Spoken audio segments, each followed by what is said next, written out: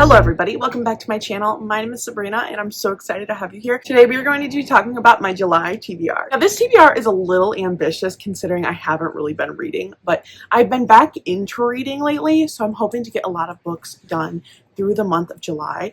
I realize that I have a ton of physical books that I haven't read that are on my shelves, and I kind of get called out for it every time a friend comes over. So we are going to talk about all the books in July that I want to read, and hopefully we make a dent and read all the ones that I want to read. We have a visitor.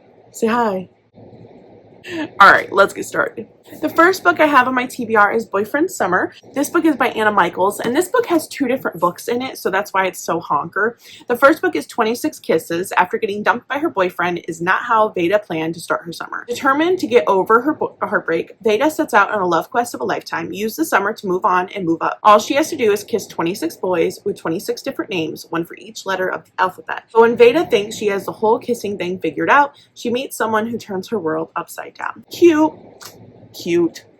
We love that. That one sounds really good. I'm excited for that one. That one sounds like it's going to be a cute little contemporary read, and I'm excited for that one. But the next one in here is How My Summer Went Up in Flames. Rosie's always been impulsive, but that doesn't mean setting her cheating ex-boyfriend's car on fire was done on purpose. Not really. So to put a distance between Rosie and her ex, Rosie is forced to go on a cross-country road trip with a responsible, reliable neighbor, Maddie. Forget the freedom of the open road. All Rosie wants to do is hitchhike home and win her back her ex. Her determination starts to dwindle with each passing mile. Because Rosie's spark of anger, it may just have ignited a romance with someone new. I love road trip, so this is the first book on my July TBR. Next we have Vacation Wars by Megan Quinn. Everybody knows how much I love me a travel romance, and this book is set in Santorini, Greece, which that is like one of my top travel destinations, so I already know I'm gonna love it. Prepared for a good time, Tessa is thrilled to spend the weeks before her sister's wedding at their family's favorite vacation spot, Santorini. Sandy beaches, stonewashed houses, attractive men. Tessa's idea of a girls' trip comes to a screaming halt when her sister thinks it's high time Tessa finds someone to love herself. Unfortunately, Tessa forgot the deal she made in high school that she has to find her soulmate before her sister's wedding or else. As she dodges suitors in her sister's pranks, Tessa finds an alley in the oh-so-dreamy Miles, her childhood crush that just so happens to work at the resort. Miles is dealing with some family conflict of his own. Elated at being reunited with Tessa, but her father's refusal to acknowledge his interest in the dark family business, regulating him only grunt work casts a cloud. As Tessa and Miles help navigate their way through the family's antics, they begin to realize that their past feelings may have a future if only they can return to the island fantasies into something. How can you not already be on that? And I like Megan Quinn. I've read a lot of Megan Quinn's books. Most of the books that I've read by her have been Kindle editions, but I've been starting buying the paperbacks just because I do like paperbacks better. But I'm really excited for this one. Next, we have Boyfriend Summer by Michelle Day Dalton. I couldn't read it because of the sticker. This book is two books in one again. We have Pulled Under. Izzy Lucas only finds her surfboard and the waves of Pearl Beach, Florida to be happy until the cute and charming Ben Barker walks into her life. An unstoppable romance blooms quickly between the two as the weeks of surfing lessons and moonlight walks fly by. Ben inspires Lizzie to risk everything and compete in the biggest surfing event of the year. And Ben is only in town for the summer, and Izzy can't help but wonder if this amazing guy is worth stepping out of her comfort zone of what might be the perfect summer romance. Amazing. Cute. I'm gonna love it. Then we have Swept Away. Mandy is navigating 3 months filled with countless lobster boils, endless workdays at the historic Rocky Point Lighthouse, and tourists in town and for the popular Lupine Festival. But everything changes the moment Mandy spots a new and incredibly cute face in the festival's crowd, Oliver Framingham. The two fall deeply for each other as they attend the many local parades and take romantic hikes along Maine's pristine coasts. But Mandy knows it's too good to be true because when summer ends, Oliver just might have to leave town and the girl he's fallen in love with. I love travel romances.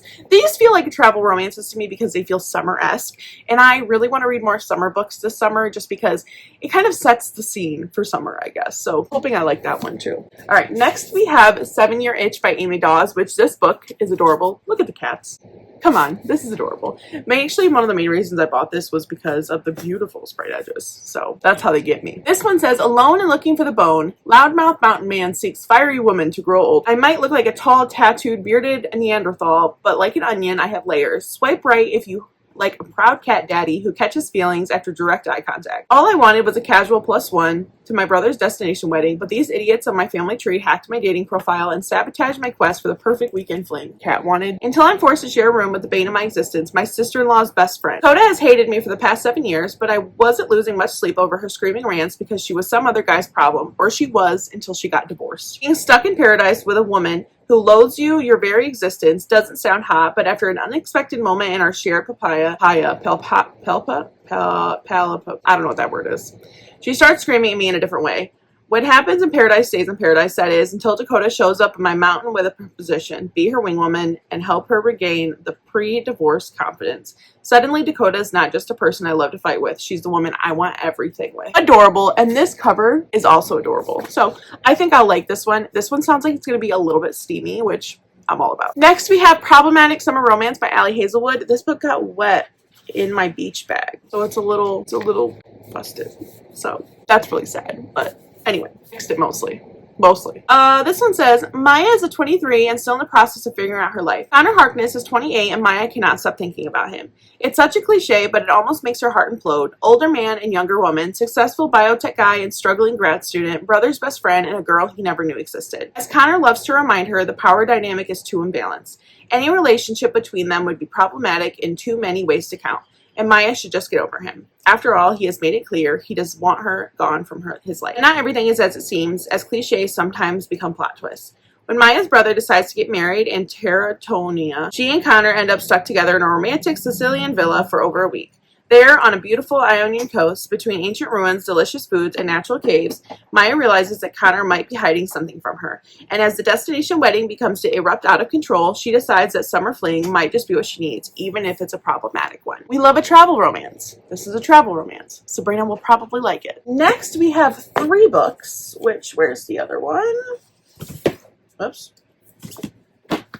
The Summer I Turned Pretty trilogy, which this has been on my TBR for a hot minute. I'm actually going to be able to finish reading it. This is actually next on my list because I'm currently reading To All the Boys I've Loved Before. So this is by the same author. I know I'm going to like these because I heard really good things about the show, and I've heard the show is really similar to the books.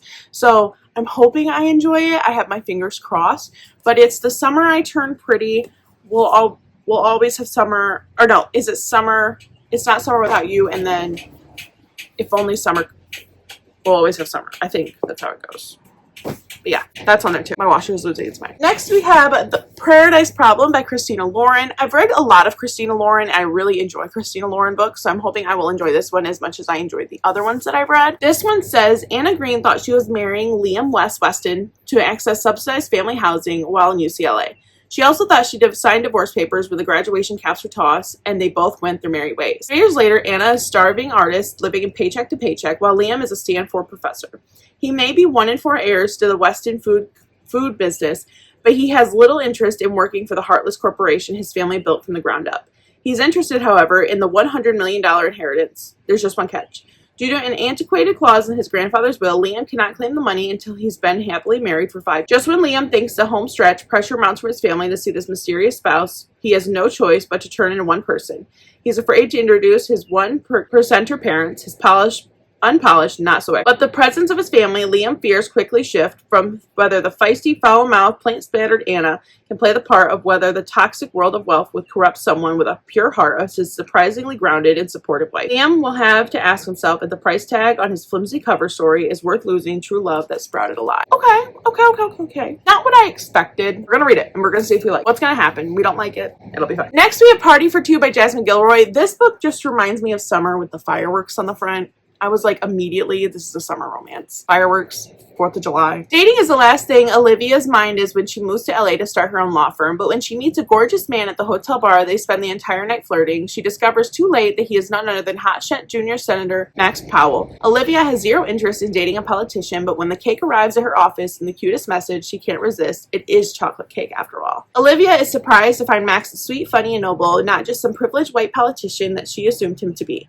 Because of Max's high-profile job, they start seeing each other secretly, which leads to a clandestine dates, silly disguises, and when they finally go public, the intense media scrutiny means people are now digging up their rocky past and criticizing her job Even there's sustainability as a trophy girlfriend. Olivia knows what she has with Max is something special, but is it strong enough to survive the heat of the spotlight? Adorable. Summer romance. Love it. We also have My Favorite Half Night Stand by Christina Lauren, which I picked this up because this is such a summer book. Look at that. Sunglasses, the hat, I think they're palm trees, but they're leaves. So, Millie has always been one of those guys. You see Santa Barbara professor, she's terrible at getting personal, just like her 4 best guy friends and fellow professors is perma-single. But when a university function turns into a black-tie gala, Millie and her circle make a pact that they'll join an online dating service to find plus ones. But there's a hitch. After making the pact, Millie and one of the guys, Reed, secretly spends the sexiest night of their lives together and decide they will be better off. Online dating isn't for the faint of heart. While the guys are indulated with quality matches, Millie's first profile garners nothing but dick pics. After Catherine, Millie's fictional persona in which she can move more vulnerable than she's ever been in person, Catherine and Reed strike up a digital pen pal ship. But Millie can't resist temptation in real life soon. Millie will have to face her worst fear, intimacy or losing her best friend. I'm gonna like that. Next we have If You Ask Me by Libby Hubscher.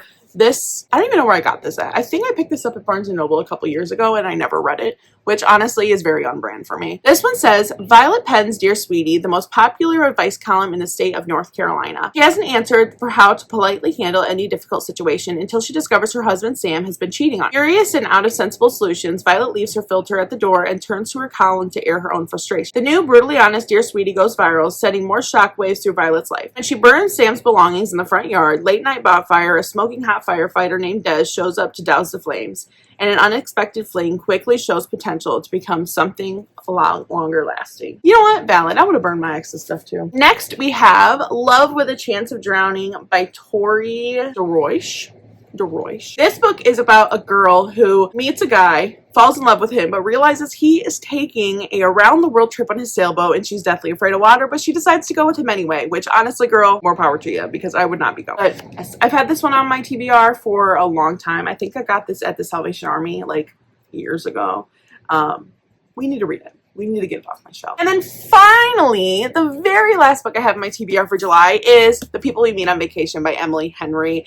This has been on my TBR for a while. It's actually taped, if you can't tell. Avid decided she was going to eat it, so the front's taped. But it's all good. The rest of it looks fine. But The People We Meet on Vacation, Poppy and Alex and Poppy, have nothing in common. She's a wild child. He wears khakis. She has insatiable wanderlust. He prefers to stay at home with a book. And somehow, ever since a fateful car share home from college many years ago, they are very best of friends. For most of the year, they live apart. She's in New York City and he's in their hometown, but every summer for a decade, they have taken one glorious week of vacation together. Until 2 years ago when they ruined everything and they haven't spoken since. Poppy has everything she should want, but she's stuck in a rut. When someone asks when she's last truly happy, she knows without a doubt it was on that ill-fated final trip with Alex. And so she decides to convince her best friend to take one more vacation together, lay everything on the table, and make it right. Miraculously, he agrees. And now he has a week to fix everything, if only she can get around one big truth, that she has always stood quietly in the middle of their seemingly perfect relationship. What could possibly go wrong? So, we love a good travel romance, like I've said a million times. Finally, a very ambitious July TBR. We're gonna make it through. And so, thanks for watching this video. Thanks for being here with me. I know it's been a hot second since I made a video, but we are back on the video track. We have been starting to enjoy making videos more, so I'm happy you're here.